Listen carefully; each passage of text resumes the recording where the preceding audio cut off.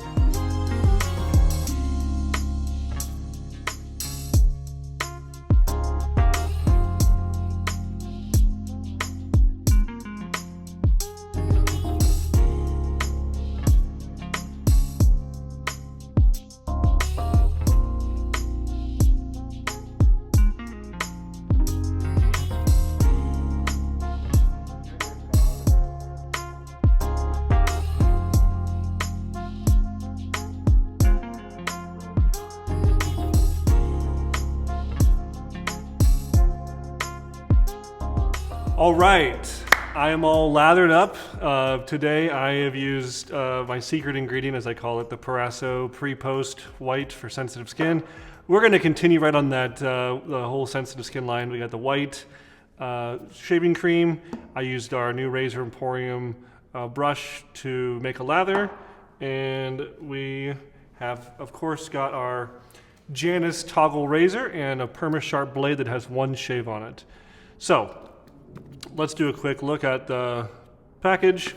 Nice, handsome, straightforward box. Not too, elaborate, not too plain, pretty nice. A nice, cool graphic when you first open it up.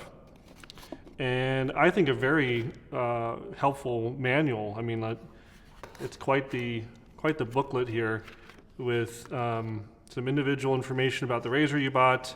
I think mine's number 36. He originally made 50 of these, or 51 of these razors.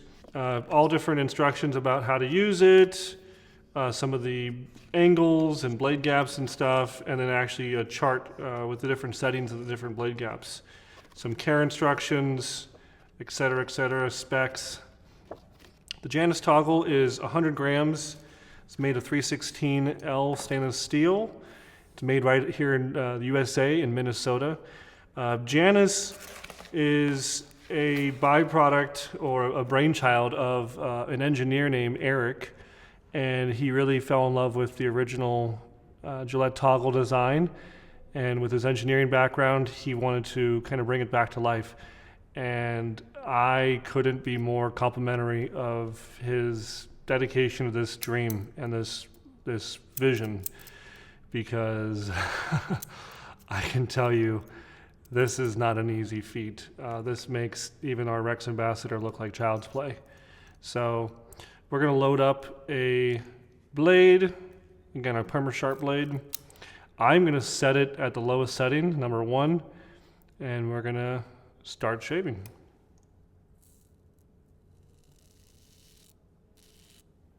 Yeah.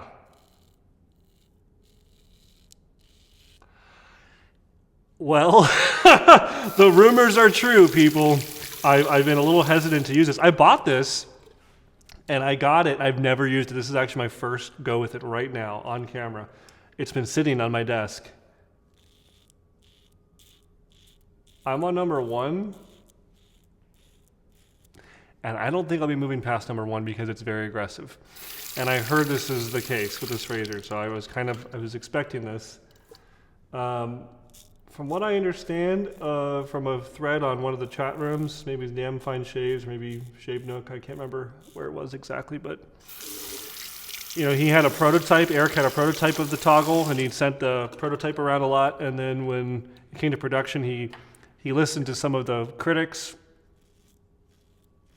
who said it was too mild, and he increased the blade feel or the blade exposure. I don't think the gap is, this is what I always tell people, guys. The gap, it's not a very big blade gap. It actually looks very similar to my ambassador. And the gap is not what gets you. It's this guard width. If this guard width is narrower or wider, That'll make a huge difference. And it is. I'm going to try just clicking it up one more to number 2.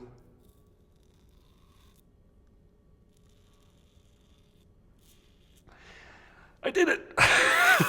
Just to say I utilized the adjustment feature. I'm going to go right back down to number 1. I met Eric in person at the Maggards meetup in Michigan. Maggards meetup in Michigan, Triple M. And he is a very nice guy. We had some great conversations. It was actually hilarious because I was stationed right next to him. And the very first thing I did when I saw him was I grabbed the razor on the table. I was like, I got to see this. Because I'd heard the rumors, I'd seen pictures, and he did the exact same thing.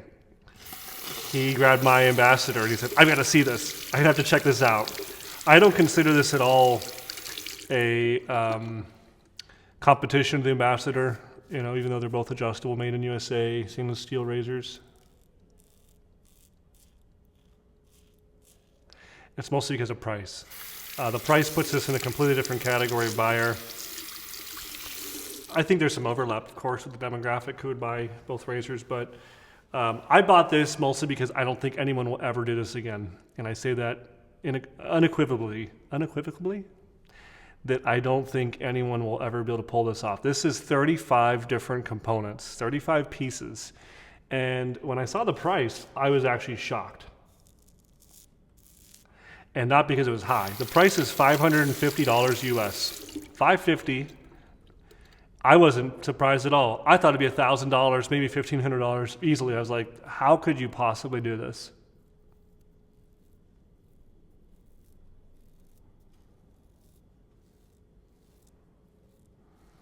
Going very slow.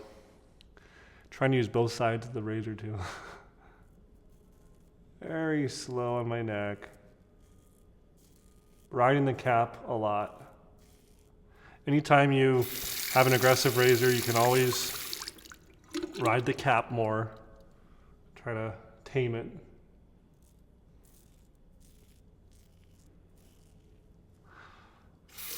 There's no way I'm dialing this up. And so yeah, he listened to the people who said it was not aggressive enough, and I think that was a mistake. And I don't say that disparagingly of Eric. I actually did the same thing. In between our first and second production runs of the Ambassador, we increased how aggressive it was, and it was not good. That's the M4, M like Mary, M4. There was only like 120 of them made or something, but they're really aggressive.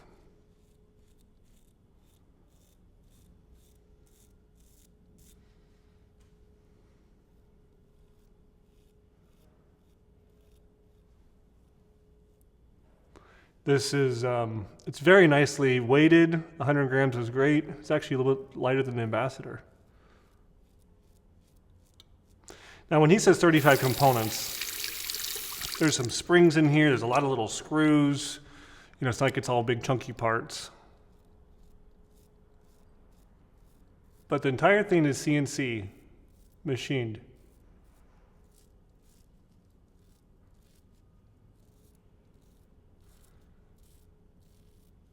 In Minnesota, and I was talking to the producer before we started shooting. I can't believe that he had a machine shop agree to even do this. I'm getting some flakiness. I think I need a little more hydration here. There we go. I can't believe he got a machine shop to actually agree. Our first machine shop we used agreed to 1,000 razors, and they delivered, like 100 or 200 at a time to me. I can't believe, unless he promised them more to come, but he is an engineer. This is not his day job. He has another job, Eric, and maybe he does other kinds of machine work with that shop. And they're like, okay.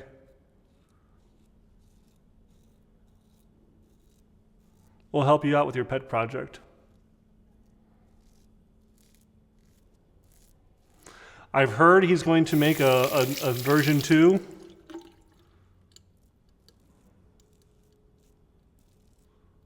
If he does, I'm sure the number one thing he's going to change is some of the head geometry. I would love for this to be like the original toggle, and I can actually be up towards setting 5, 6, 4, you know, somewhere in the middle. But even number 1, guys, is very... And it's not just like... It's just a lot of blade feel.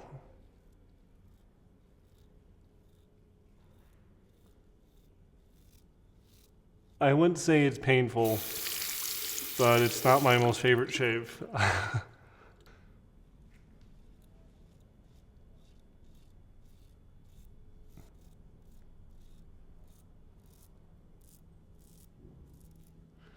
Yeah, I'm actually already feeling it. We're gonna finish.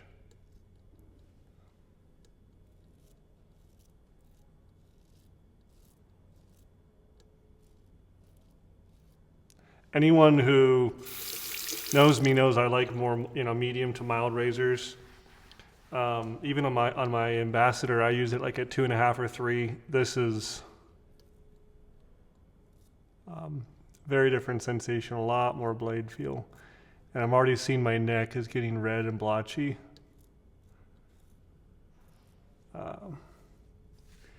Yeah, I think we're gonna call it right there. I had a double edge over here, and one of my envoys ready to go as a backup, but I wanted to finish with it. I have all of the respect for Eric.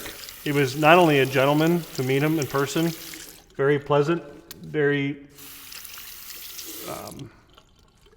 competent engineer. I could tell just by talking with him. I'm not an engineer, of course, but he just really could exude confidence in what he's done.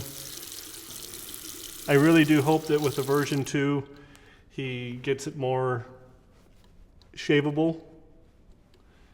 And I also understand that he listened to some people out there, and it's a dangerous game, guys. Like, I always say, you ask 10 doctors, you get 10 opinions. You ask 10 wet shavers about the same razor, you're going to get 10 answers. And this is something that I really kind of took for myself with designing the Ambassador. Was